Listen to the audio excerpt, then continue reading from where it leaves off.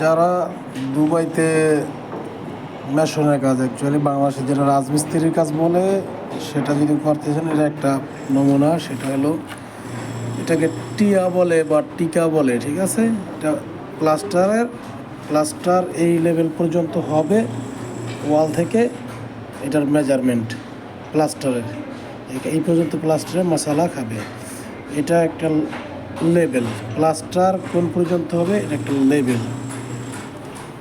উপরে আছে চারিদিকে একটা রুমের প্লাস্টার, কতটুকু প্লাস্টার মশালা প্রয়োজন, তার একটা লেভেল।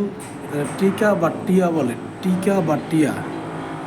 দেখেন সব দিকে আছে, কোনোটা ছোট হাইট, কোনোটা হাইট একটু বেশি।